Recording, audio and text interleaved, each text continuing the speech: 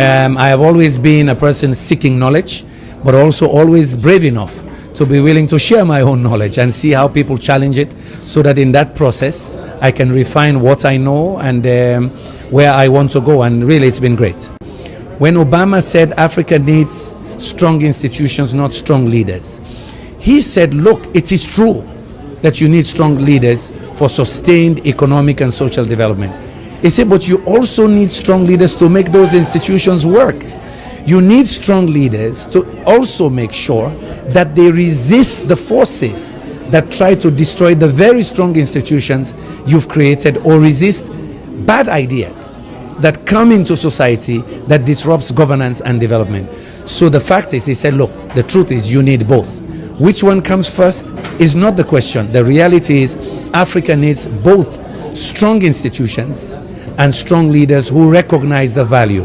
Where he and I agreed is really that you need leaders who understand the issues.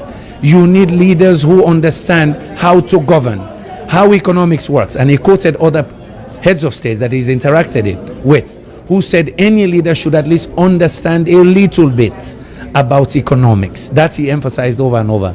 And in my own presentation, I said that in this 21st century, you must have leaders that understand a little bit more than common sense, that understand the impacts of climate change, that understand the intersectoral linkages of policies that they will formulate.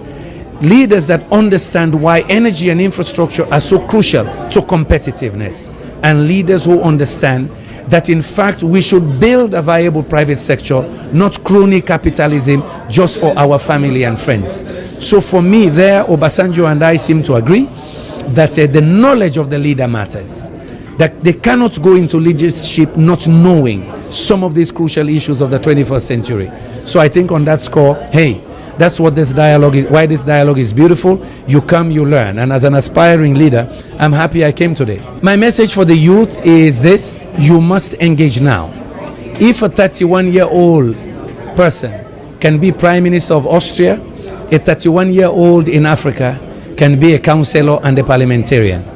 If a 38-year-old in France became President of France, a 38-year-old in Africa can also be president, or prepare him or herself to be president. What am I saying?